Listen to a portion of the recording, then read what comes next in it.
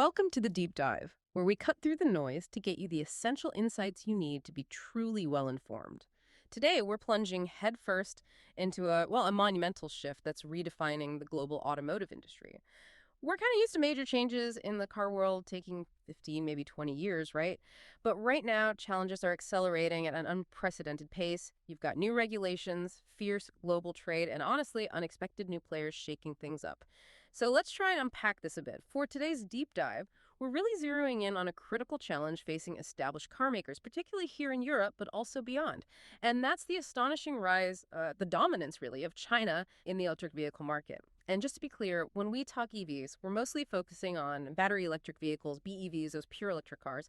It's an important distinction, especially when we compare them to traditional internal combustion engine vehicles, ICEs.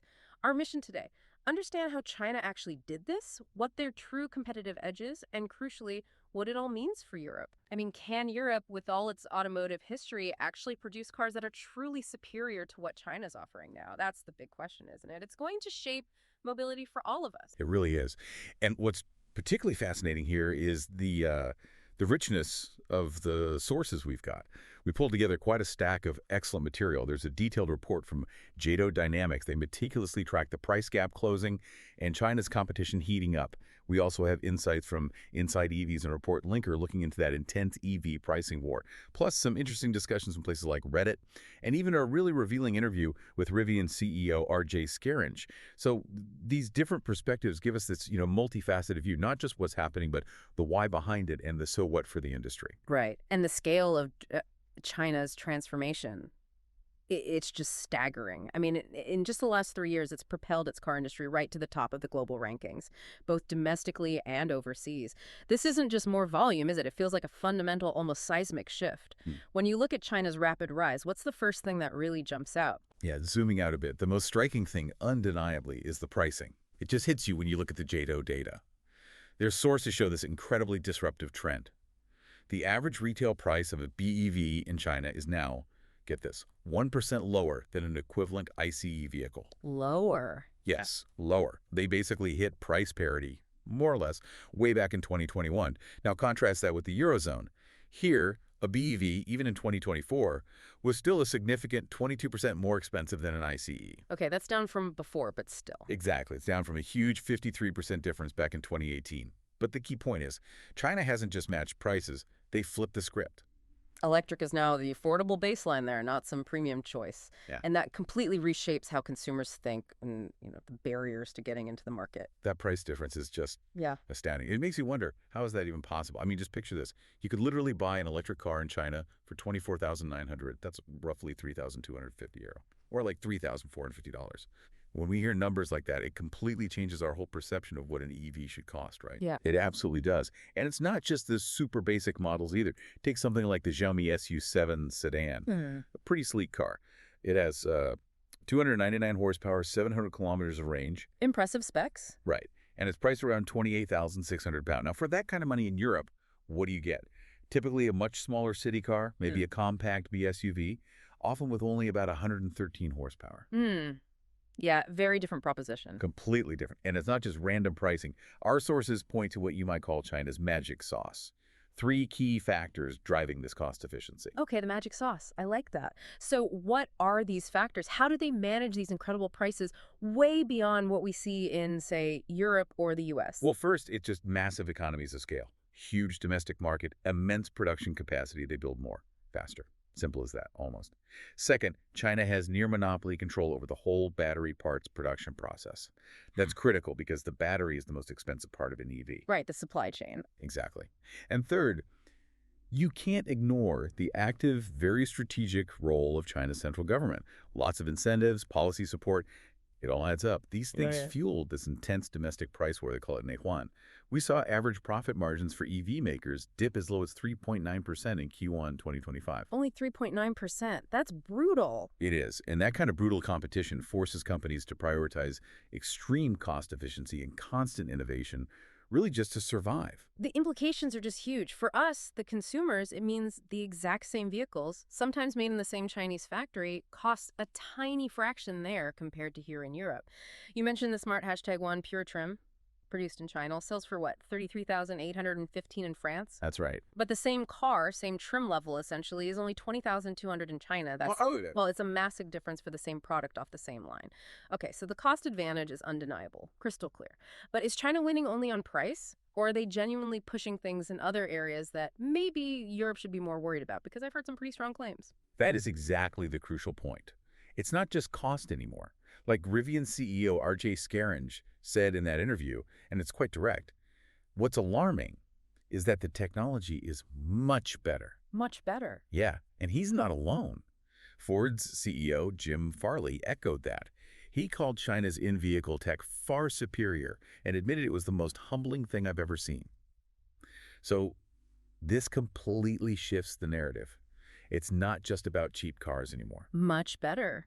That's a really powerful statement from seasoned industry leaders. So what exactly makes them better? Is it performance, the user experience? What are we talking about here? It seems to be an architectural thing, fundamentally.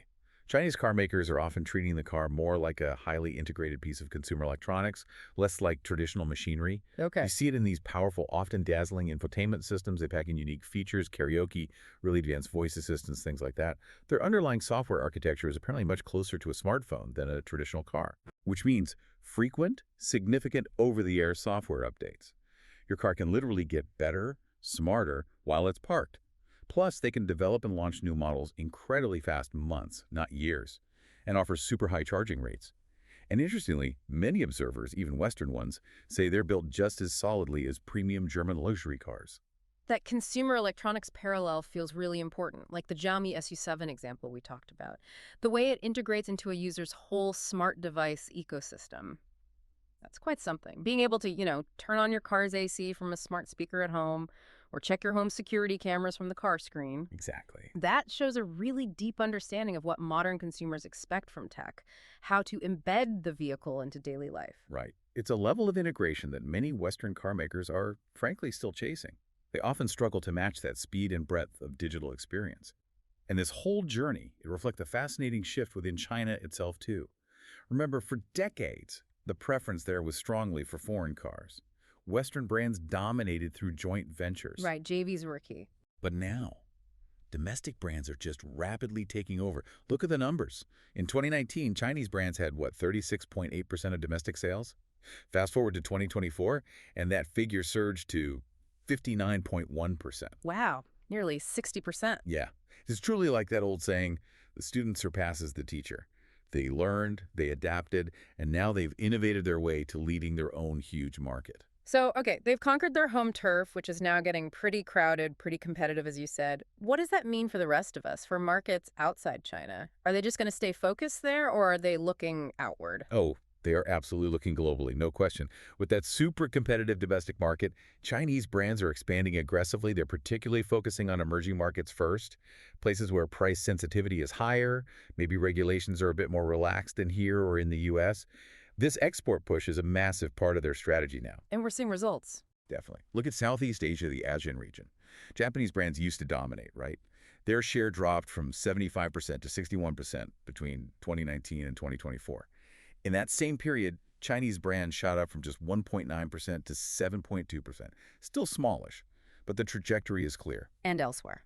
Russia is dramatic. After Western companies pulled out, Chinese brand share jumped from 7.5% to 43%. Huge shift. And Latin America, BYD is already a top 10 brand in Brazil.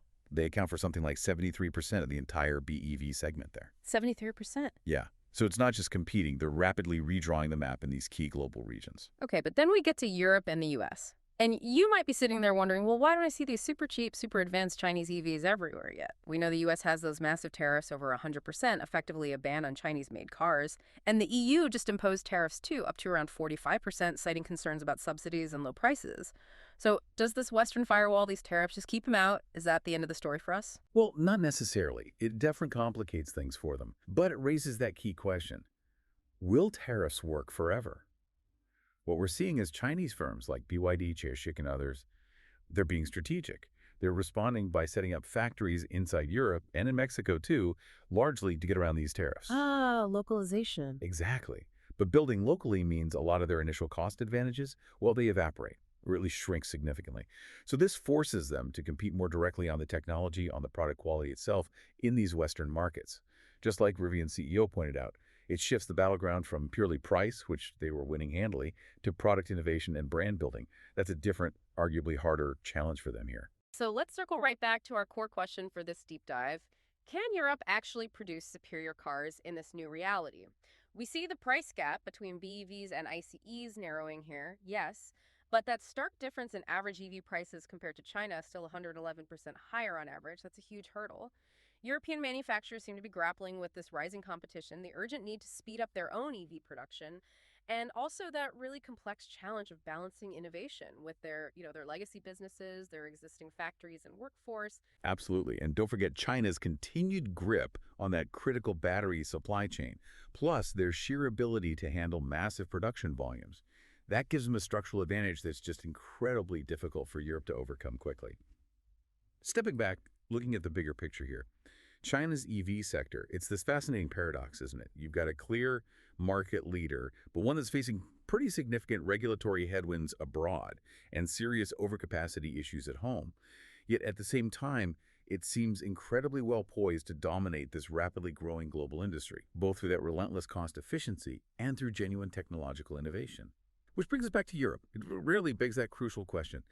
In a world where Chinese EVs aren't just cheaper, but are increasingly seen as, well, better technologically, how exactly is Europe going to define superiority? Right. What does superior even mean now? It's exactly. Will it be defined by protectionist policies trying to shield the home industry?